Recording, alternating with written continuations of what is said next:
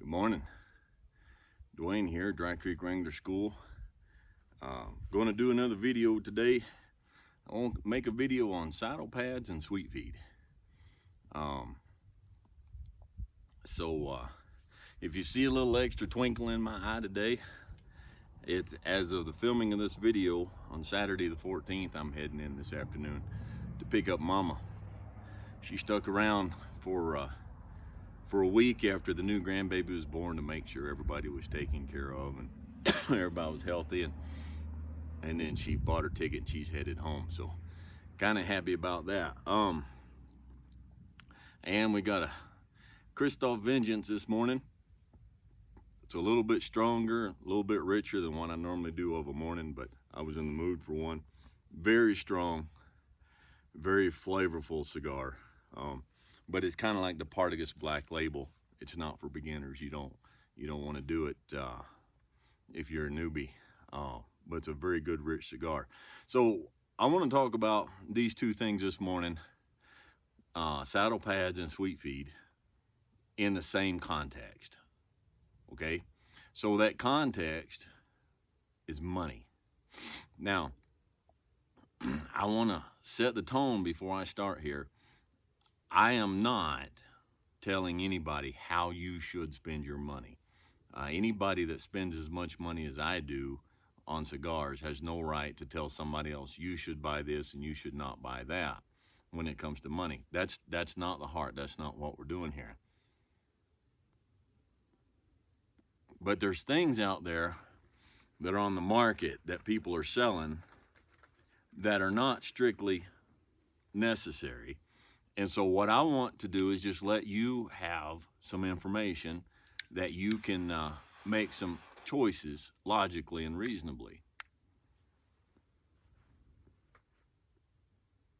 I'll let my cigar go out. And the first thing we want to talk about is saddle pads. And I've gotten a lot of questions about this from viewers, from subscribers. They want to know what I use, and they want recommendations, and I've mentioned it in a couple videos. I use these diamond wool saddle pads. All right, they're made in, I think, or they're made in the USA. I think they're made in Rhode Island. And that's what I use, and I've been using them for years. Now, as I've mentioned on here before, I have no, what do they call them? I have no sponsors, okay? Nobody, I've had three emails, people wanting me to sponsor a product, to get on here and give what I think of it. But I don't use the product. I wouldn't use the product. And so to me, it wasn't honest. And so I thanked them and said no. So I have no sponsor. This is a product I use. And I can buy them. We have Big R here in Colorado, which is kind of like, if you're back east, like a Tractor Supply. And I bought this particular saddle pad at Big R for, I think it was $55. I've been using them for years, and I ride hard. In 2 days this week, me and another fellow works on this ranch have been up looking for strays up in the mountains, and we figured between 40 and 50 miles in 2 days in the mountains, hard riding. This is what I used when I was wrangling, when I was packing. This is what I used, a $55. Sometimes I've got one that's 1 inch. This is 3/4 or 1 inch, but it's all I use. Now, and there's no wear leathers, okay? It's just a wool pad. Now let's think about this. All right, well, the taglines of this channel is be logical and be reasonable. Now let's be logical and be reasonable. Let's stop and think for a minute, okay? How much padding can you do? How much padding is enough padding for anything?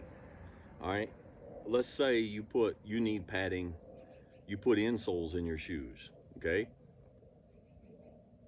Now, if you put enough insole in your shoes, let's say you put a I use wool insole in my shoes in the wintertime, gets me a little bit up off the ground. Now, if I wear a size 11 boot and it's stretched out just a little bit, and I put a wool insole about that big in my boot, and it does the job, it separates me from the ground. My foot doesn't feel the ground through the sole of my boot. I'm padded, right? Now, if I buy a boot that's too big, that's size 12, and I put twice or three times the padding, okay, it's silly, but it's an illustration. Follow me along here. Insole in my boot, am I more padded? No, I'm not. If with a thin insole, I can't feel the ground, with a thicker insole, I can't feel the ground, and with an even more thick insole, I can't feel the ground, what have I gained? When I reach the point where I am thoroughly, fully padded from the ground, then after that, I get into the area of diminished returns. I spend more money, I get more bulk, I get less contact, and I have no more padding. Saddle pads are the same way. For years, our U.S. cavalry, they used a wool blanket. The original cowboy saddles did not have shearling on them, and they used wool. If you go to a museum, um, like an Old West museum, like you go to the Bill Cody Museum, out the Buffalo Bill Museum out of Cody, Wyoming, and you look at some of the old saddles, they started sewing wool to the skirts of the saddles. This shearling that we have in our saddles today, that's a fairly recent invention. And we have gotten to the point today where it's a case of, like everything else, it's a market driven deal. If we build it, if we make it, somebody will buy it.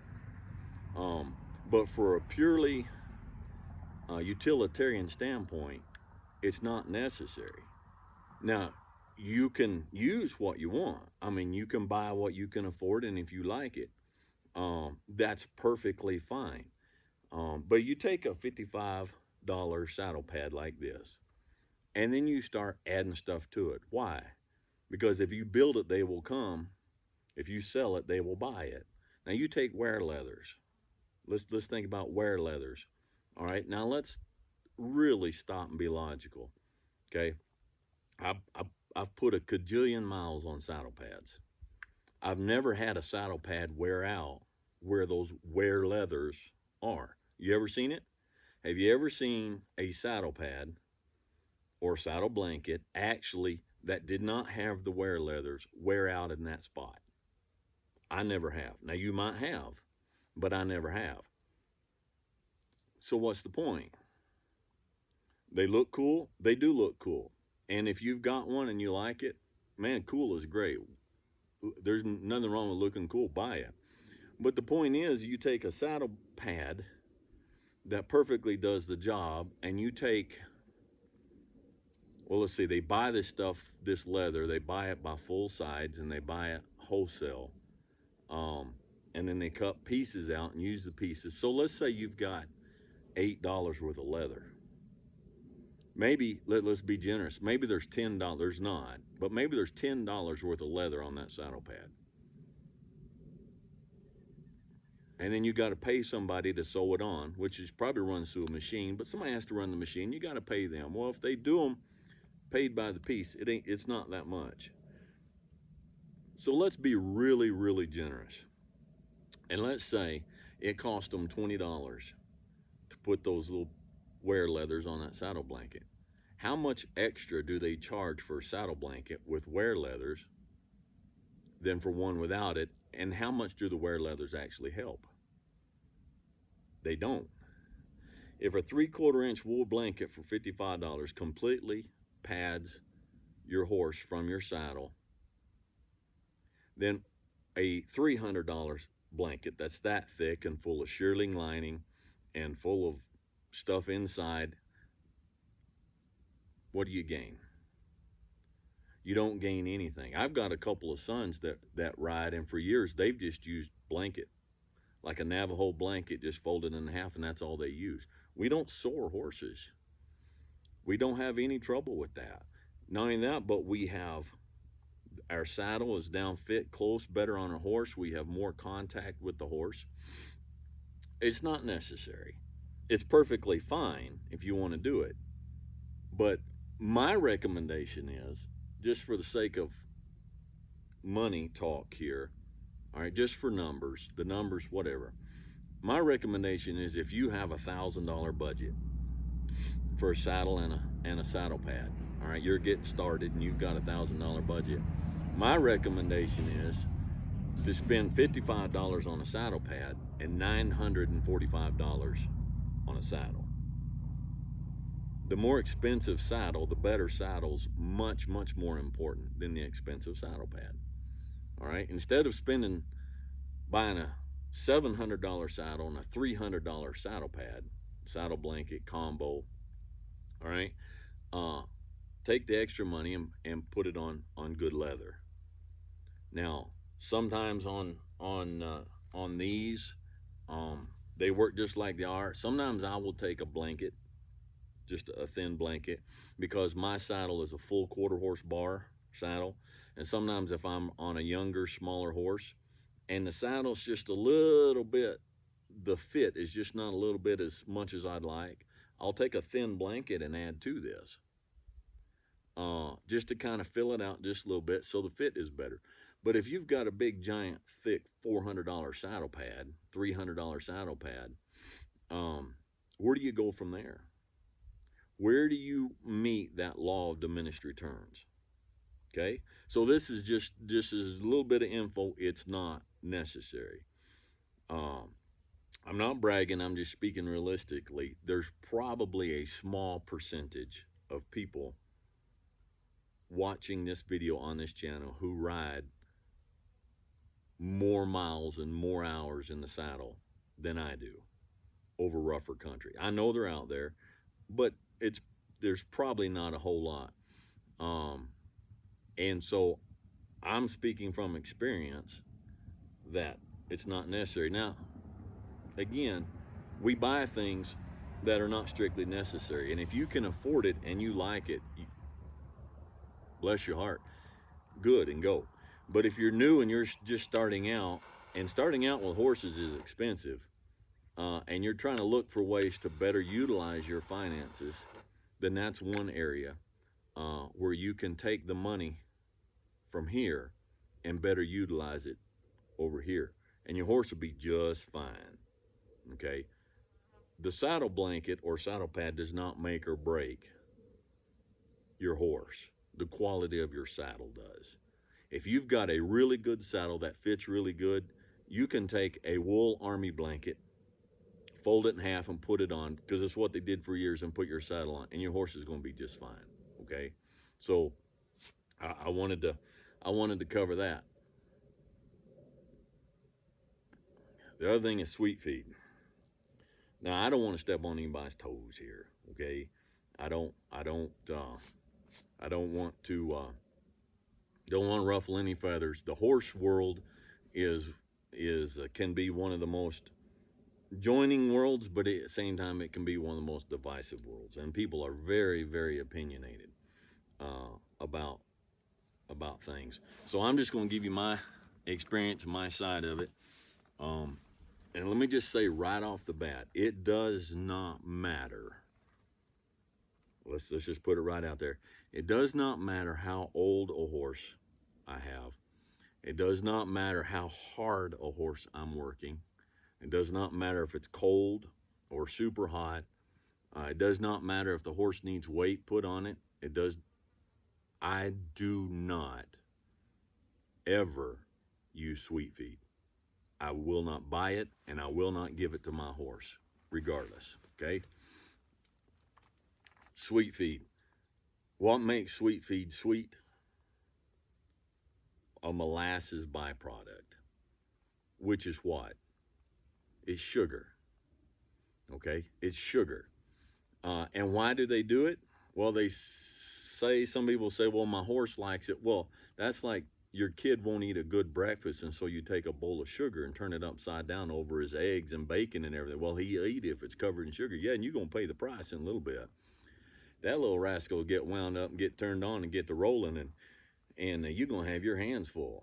Well, that's the exact same idea of sweet feed. Well, my horse won't eat feed, so we got to buy sweet feed. Stuff with molasses will eat it. Not a good logic. Not a good plan. Um, but the main reason they do it is because it's cheap. When you buy a 50-pound bag of feed, you expect 50 pounds.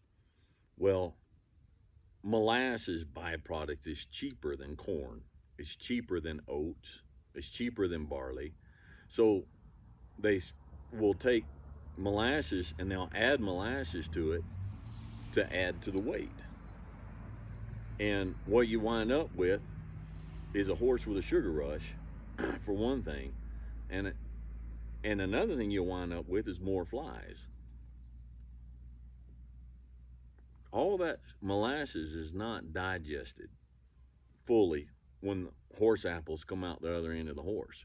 And you know what else loves all that molasses and stuff? And the flies. Uh, I have seen it time and time again. You stop feeding cheap sweet feed to your horse, your fly problem will diminish. It will go down. Okay? Now, let's talk about feed because maybe we need an alternative and maybe we don't. So, feeding your horse's diet. I'm going to really oversimplify here, but I'm going to lay it out where we can all understand it. And I'm not a vet. I'm not a scientist. I'm not a nutritionist. I have owned a saddle, tack, and feed store. I've sold a lot of feed. I do know something about feed. Okay, so this is an oversimplification, but let me help you with it like this. Okay, fat. If you look on the back on that little white tag on your feed bag, it says there's so much percentage of protein, so much percentage of fat, so much percentage of all this. Fat builds fat. Protein builds muscle if what's getting the protein is working. All right. So, but so many times we get a horse that is a little lean, needs a little bit of weight put on, and so we'll go and we'll get a higher protein feed. One of the things that when people come to me and say, Dwayne, I've got a problem with my horse is acting up. I'm having all this trouble with the way my horse is behaving. The first thing I ask always is, what are you feeding them? Because usually the feed is the problem. My wife worked in the public school system for about a year, and some of the kids that were extremely poorly behaved, they were little kids, like kindergarten through fourth grade. She was a paraeducator. She would go in the cafeteria, they would feed them breakfast, and they would give these kids chocolate milk and donuts for breakfast before sending them in the classroom to do work. And the kids were poorly behaved. A lot of times your horse is poorly behaved because of its diet. So, Mama, let me ask you this. Okay, let me ask you. Let's stop and let's be logical and be reasonable. Okay, so you're going to the grocery store and you're shopping for the week's supply of groceries. So you're pushing your cart down to the grocery store and you say, "Well, I'm going to get milk." Okay, why are you going to get milk? Well, because it's got calcium and we're going to have cereal. And the kid, we need milk for cereal and we need this. Okay, so you have a reason. And I'm going to pick up 2 loaves of bread. Why are you getting the bread? Well, for toast, for making sandwiches, for this. Okay, well, it's logical and reasonable. I'm going to get eggs, all right? And then you swing through the pharmacy section and you get a big old tub of protein powder for making shakes for bodybuilders. And you say, why are you getting that? I don't know. I'm getting a tub of protein. Are you working out? Are you lifting weights? No. Are you bodybuilding? No. Are you playing football? Are you trying to build muscle mass? No, I'm not. Then why are you buying excessive protein? It's the exact same thing with your horse. If your horse is not working hard, regular, and you're not deliberately trying to build muscle mass on your horse. Why are you feeding it excess protein? And this goes to alfalfa too. I don't feed my horses alfalfa. I'm not anti-alfalfa, and alfalfa has a place and a purpose. What I am is I'm anti-illogical. I'm anti throwing the money away without reason, without purpose, and without knowing why. So, Dwayne, how should I feed my horse? Well, optimum, the horse's digestive system is designed to have forage, grass, or hay moving through the system all the time. In nature, in the best system, a horse grazes most of the day because it always has grazing grass going through its system. That's optimum. And so a horse that's on pasture, that's optimum. That's the best. Okay. So let's set aside grain. Let's set aside flakes of alfalfa. Let's set all that aside. All right. A regular horse, a normal, average, healthy horse, all it needs is grass. All right. It just needs pasture. Now, you say, a lot of people cannot pasture their horses. You say, Dwayne, I have to feed. Here the colts are coming back in. Dwayne, I have to feed hay. Okay. And I know we have jobs and we have schedules and we have life and we do the best we can. I understand that. But free choice hay is for the horse's um, health, both physically and emotionally. The ulcers for the stomach, the best is free choice hay. Now, we can't all do that. That's expensive and we don't always have the schedule, but it's the best. Again, they have the hay, they have the forage always moving through the system, and they have something to do. Okay, if you only feed a horse, well, my horse needs this much because of the size of my horse and what the horse is doing, the percentage of my horse needs this many pounds of hay a day. If you go out first thing in the morning and you throw that much hay out and they eat it all up and they stand in a dry lot, then the rest of the day they have nothing to do.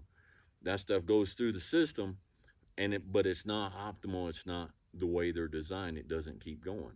If you can feed them half of that in the morning and half at night, it's twice as good. It's better for them.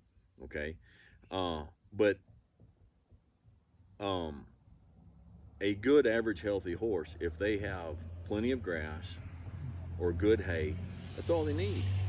They don't need grain. Now, if a horse is working really hard and they're starting to drop off a little bit, they don't have the energy at the end of the day, and you want to start feeding them grain, then we have other options. And there's 1,000 options, and it's hard for me to sit here and tell you. But an economical alternative to sweet feed is cob. All right. Now, if I need an economical grain for something that needs a little bit of boost going along, I'll buy bags of cob. Now, cob is an acronym. It stands for corn, oats, and barley. And when you open up the bag, you look in it, and that's what you see: corn, oats, and barley. It's not, there's no brown, there's no red, there's no molasses in it, no sugar. Okay? Now, sometimes, you need, if got a performing horse or something, um, and you need a bit more, that's for you to decide. Okay? That's for you to figure out. Maybe you need to talk to your vet, let your vet help you work out a nutritional balance for your horse. But there's no vet worth his salt going to tell you to go get a bunch of molasses and feed it to your horse. All right. I had a guy come in the shop. I owned that feed store several years ago. Um, and I lost my shirt in that feed store. Talking about that last video I did about getting bucked off. Yeah, I knew horses, I knew feed, and I knew saddles, but I did not know business. Um, and But I had a guy come in one day and he said, "Man, you got to help me." And I said, "Okay, what's the problem?" He said, my grandfather died, and I got his mule. He logged with his mule and he plowed his garden with his mule. This was in Tennessee, and he said, and I got his mule, and I think that mule's going to kill me. And so I said, what's he doing? He said, well, he's in a lot out behind the barn, and he's pawing and digging holes. He's pushing against the fence, and he's just all when I'm afraid to go out anymore. He's just so jacked up, and so I asked him. I said, the first thing I ask everybody, what are you feeding him? And he said, I'm feeding him 16% sweet feed and hay. And this was a 16 hand mule that had been working hard. And so I said, you're not working this mule? No, I just inherited him. I said, are you riding the mule? No, I'm not riding the mule. The mule's just standing in the lot. And I said, and you're feeding him 16% sweet feed? He's like, yeah. I said, buddy, my recommendation to you is either take a gun and pull it to your head and pull the trigger, because that's going to be the fastest and quickest, easiest, most less painful way for you to die, or to change how you're feeding that mule. And I said, you're killing the mule, and the mule's going to kill you. I said, you got hay? He said, I got hay. I said, put a big round bale of hay out there. Make sure he's got clean, fresh water all the time. Leave him alone, and he'll settle down. And he did. And he did. When you feed a horse a lot of protein and they're not working, that turns into energy. It's not going to build muscles. It just turns into jacked up energy. All right? And a lighter wallet. So here's a couple areas that might help you. Now this is just a taste of a different way of thinking about what you're doing. You, your horse, your finances, your situation, your riding, all of that's yours. I cannot tell you what you have to do. The thing for you to do is just, here's a bit of information for you to take and add it to all the other information that I assume and I hope you're getting from studying, from learning. The brain is a muscle. You stop working it, it stops growing, okay? So I hope you're always studying, always learning. If you've got a horse that is, you need to put weight on the horse, there are feeds out there that instead of 16% protein and 3% fat, they'll have 8 or 10% fat and 3 to 5% protein. Look at some of your senior feeds, okay? Senior feeds are good for putting weight on a horse. You don't have to be an old horse to have senior feed. There's some horses that are like some people, they just can't gain weight. They come out of the winter hard, and they need some extra. I understand that, and that's fine. But start reading the tag and start approaching this logically. You want fat. If your horse needs fat, feed them fat, okay? More fat, less protein. And maybe you can start going down a path that's wind up easier and better for you and for your horse. Okay? So I hope that helps you. If it does, then click on like, leave a comment. If you've got somebody who's going through this struggle, maybe you'll share this with them. Subscribe if you haven't. Hit that bell so you'll be notified. And hopefully this will do you some good. Be logical, be reasonable, be informed, okay, and then start having fun. And we'll catch you next time. This doggone clicker, I can't ever make this thing work.